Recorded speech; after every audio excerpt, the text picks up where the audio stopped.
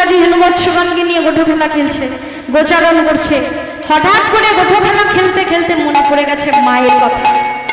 আসবার সময় মাকে কথা দিয়ে এসেছি যে তাড়াতাড়ি ঘরে ফিরে যাব। যখনই মায়ের কথা মনে পড়লো অমনি কানাই শ্রীরামকে ডাকছে, ও ভাই শ্রীরাম, ভাই শ্রীরাম, পান চড়ো করে শ্রীরাম,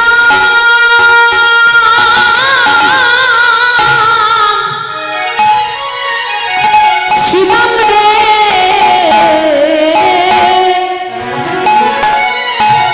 ও ভাই সন্ধ্যা শ্রীরাম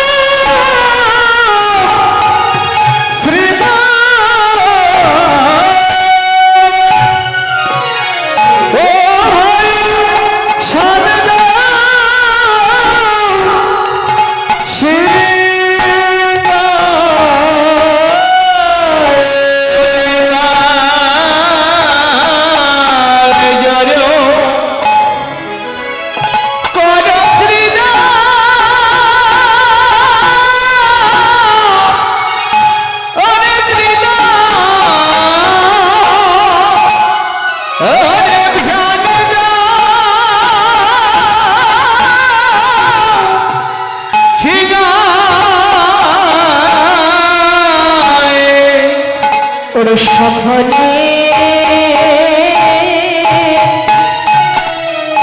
বিষম খাই বুঝি নাম করে মা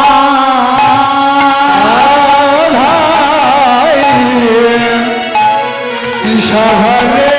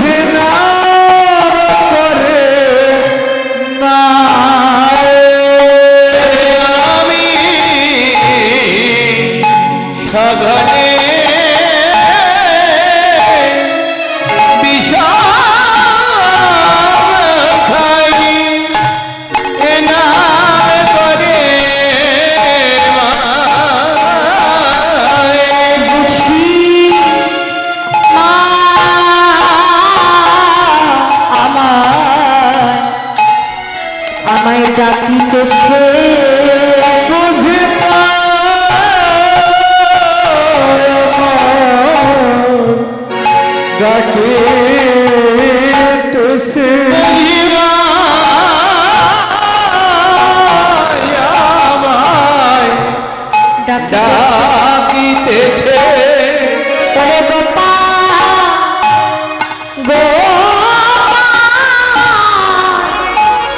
গোপাল বলে বুঝি মা আমায় ডাকিতেছে ওরে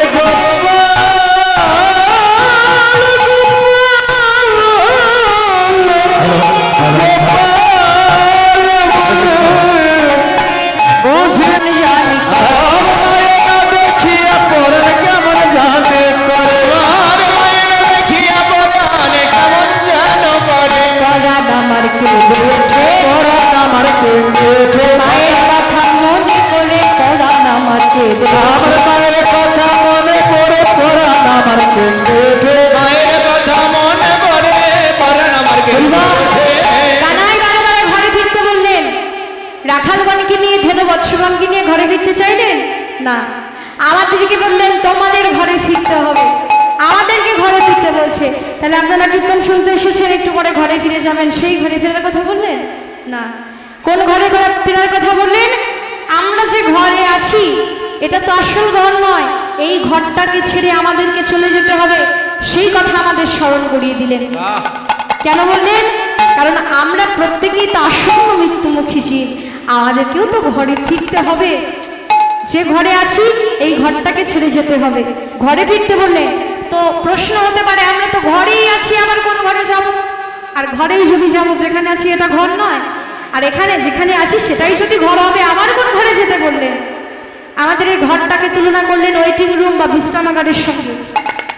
বিশ্ববরেণ্য দার্শনিক বৈষ্ণবাচার্য ডক্টর মহানামব্রত ব্রহ্মচারী তিনি বললেন আমাদের এই ঘরটা একটা ওয়েটিং রুম বা বিশ্রামাগার, যেখানে যাত্রী ট্রেনের জন্য অপেক্ষা করে। মনে করুন একটা ট্রেন স্টেশনে গেছেন, ট্রেনের টিকিট কেটেছেন, এবার স্টেশন মাস্টার এসে বলছে তোমার ট্রেনে 2 ঘন্টা লেট হবে। 2 ঘন্টা কোথায় কাটাবেন? ওই সময় কাটাবার জন্যই স্টেশনে ওয়েটিং রুম বা বিশ্রামাগার থাকে। এবার আপনি বিশ্রামাগারে বসে ট্রেনের অপেক্ষায় বসেছেন। এমন সময় আপনার মতো আরো একজন যাত্রী আপনার পাশে বসলো, দুজন কথা বললেন, কুটুম্বিতা হয়ে গেল, কত সুখ দুঃখের গল্প করে ফেললেন, কিন্তু কখন যে 2 ঘন্টা গেল বুঝতে পারলেন না। এবার স্টেশন মাস্টার এসে বলছে ভাই তোমার ট্রেনের সময় হয়ে গেছে। তখন আপনি যার সঙ্গে কুটুম্বিতা পাতিয়েছিলেন তাকে কি বলবেন? তাকে বলবেন ভাই তুমি তোমার টিকিট অনুযায়ী তোমার কামরায় গিয়ে বসো, আর আমি আমার টিকিট অনুযায়ী আমার কামরায় গিয়ে বসছি। এটাই তো বলতে হবে। ইচ্ছে যদি থাকে একসঙ্গে দুজনে যাব, তাও যেতে পারবেন না, আলাদা আলাদা টিকিট, আলাদা আলাদা ভাবেই যেতে হবে। ঠিক তেমনি ইহ জগতে আমাদেরও তো কত কি সম্পর্ক, পিতা মাতা ভাই বোন আত্মীয় স্বজন পাড়া প্রতিজন, কত কি সম্পর্ক, কিন্তু কেউ কারোর সঙ্গে যাবে না। আমরা এসেছি একা, আমাদেরকে যেতেও হবে একা। তাই বললেন ভাই বলো বন্ধু বলো কেউ তো কারো নয়, 2-4 দিনের দেখাশোনা পথের পরিচয়। কারে বলো আপন আপন, কার লাগি কেন্দ্রে মরমন, সময় থাকতে তার নামটি করো হে সাধন। এসেছো বাণিজ্য লাভে, তোমার লাভ নয় আসল যাবে, আসল যাবে। সাধু সঙ্গ কৃষ্ণ সেবা তোমার কখন হবে, তখন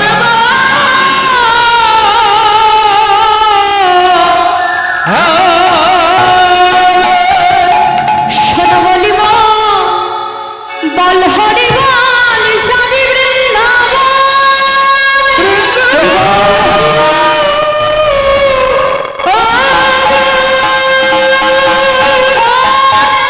সাধু সঙ্গ কৃষ্ণ সেবা,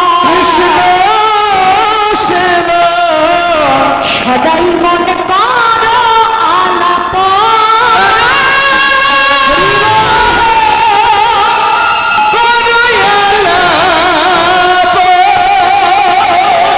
তাই কেউ কারো নয়, আমরা একা এসেছি, একাই যেতে হবে।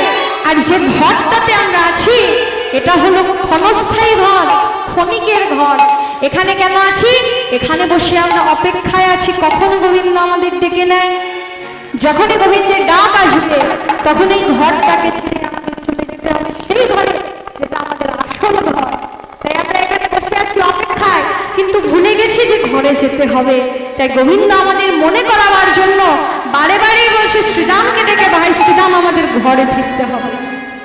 এবার শ্রীরামকে বারে বারে ঘরে ফেরার কথা বললেন, আর এদিকে বৈষ্ণব কবি কানাইয়ের কথা শুনে বললেন বলরাম দাস কহে শুনি কানাইর বলরাম দাস কহে শুনি কানাইয়ের বল, বলরাম দাস কহে কানাইয়ের বল, সকল রাখালো মাঝে পরে উত্তর, সকল রাখাল মাঝে করে উত্তর, ওরে সকল রাখাল মাঝে করে উত্তর।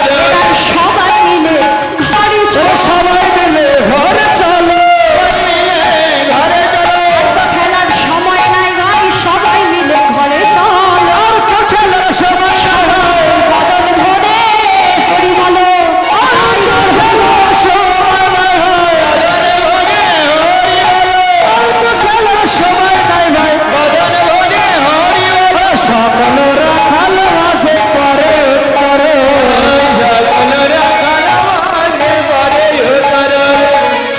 কানাই বারে বারে ঘরে ফিরতে যাচ্ছে। আর শ্রীরাম বলতে লাগলেন ভাই কানাই তুই তো বারে বারে ঘরে ফিরতে চাচ্ছিস ভাই, কিন্তু নবলক্ষ ঢেলুর পাল তো তৃণ খেতে খেতে বহুদূর বনে গেছে, আর দ্বাদশ রাখালগণ ওই ধেনু বৎসগণকে পাহারা দিতে দিতে তারাও অনেক দূর বনে গেছে। এবার আমরা যদি সবাইকে একত্রিত করে ঘরে ফিরতে যাই আমাদের তো অনেক দেরি হবে। কিন্তু ভাই কানাই, তোর কাছে এমন একটি যন্ত্র আছে, তুই একবার যদি বদনে দিয়ে বাজাস তাহলে সবাই একসঙ্গে একত্রিত হয়ে চলে আসবে। তাই বলি কি ভাই কানাই, একবার বাজারে মুরলি, একবার বাজারে মুরলি,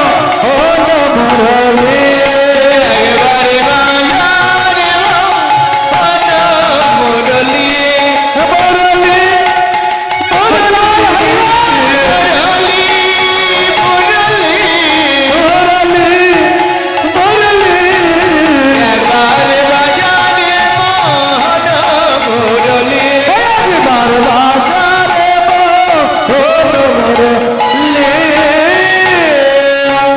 মুখে দিয়া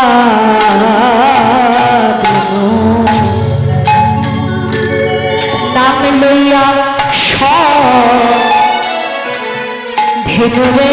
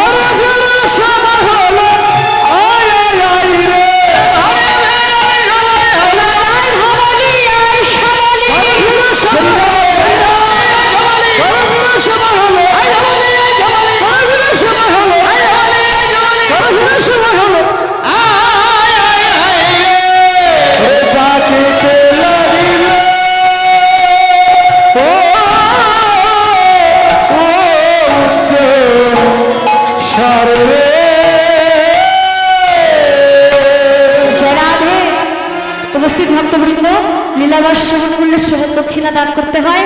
তাই আমার পক্ষ থেকে ভক্ত পাঠিয়ে দিচ্ছি, আস্তে আস্তে সবাই শ্রবণ দক্ষিণা দান করবেন, পাশাপাশি দান করবেন সকলের চরণ ধরে।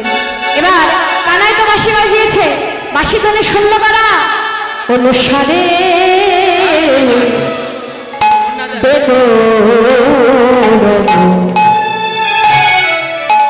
এবার বসিয়া রাখালো সবে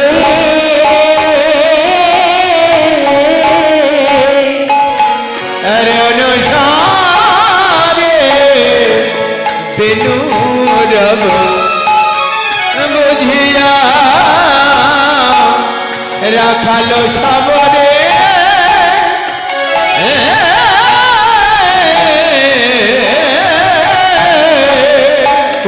অনুসরে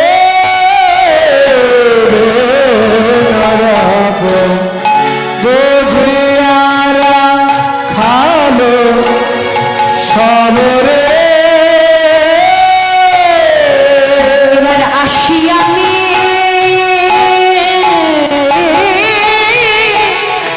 লীল নিজ সুখের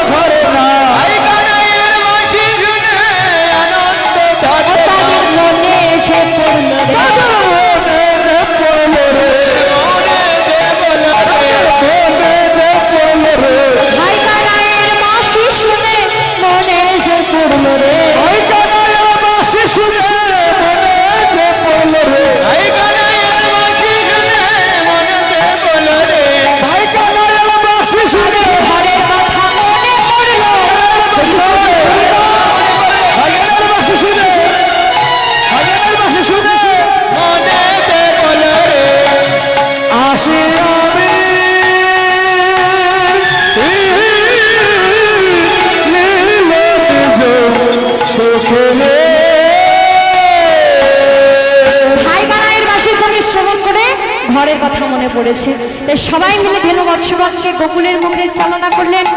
আগে আগে চললো কি শ্বেতকান্তি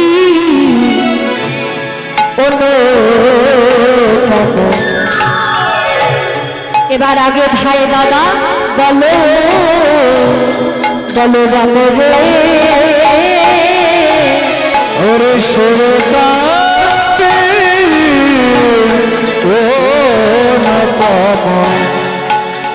আগে ভাই দাদা বলো রাম রে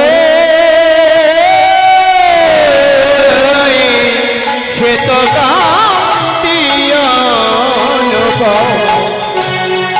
আগে ভাই দাদা বলো রাম রে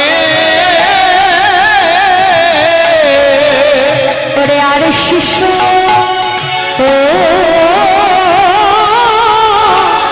সাজে ডাকে বানরে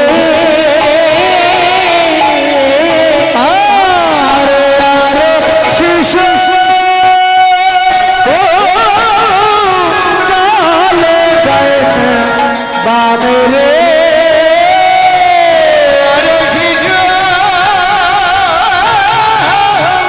চালে গায়ে বানরে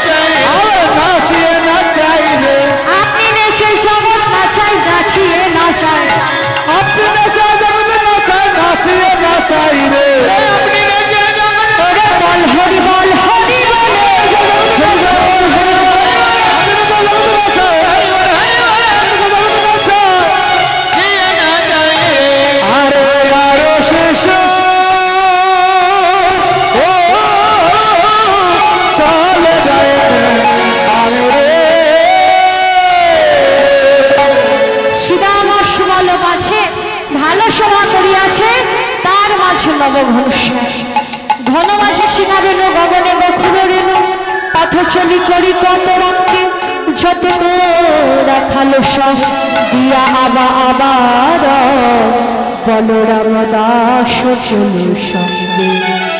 দাস চলো সঙ্গে। সবাই আবা আবা আবা ধ্বনি করে যাচ্ছে। আবা ধ্বনি করে কি বলছে? বলছে ভাই কানাই আজকের মতো খেলা থাক, আমরা আগামীকাল আবার খেলা খেলবো। শুধু তাই নয়, আবার আবা ধ্বনি কি করে বললেন? আবার ধ্বনি করে বলছে ভাই কানাই আবার বাজা আবার বাজা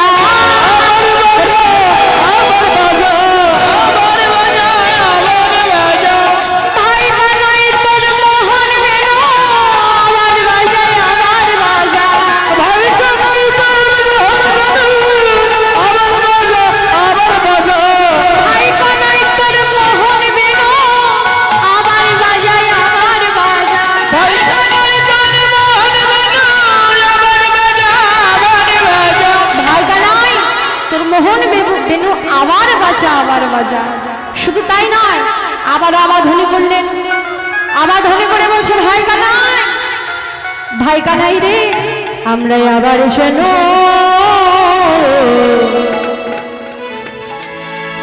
তোর সঙ্গ পাই রে। আমরা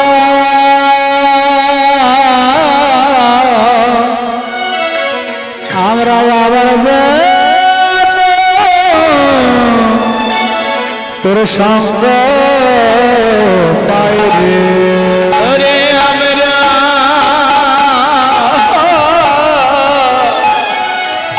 ওরে আবার তোর সঙ্গ পাই রে। শুধু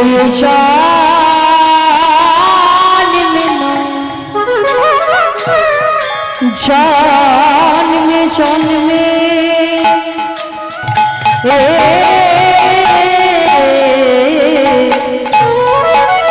আবার যেন সঙ্গ পাই। শুধু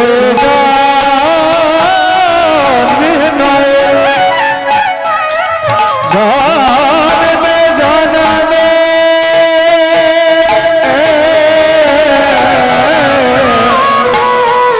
আমরা আবার ভাই তোর সঙ্গ পাই রে। শুধু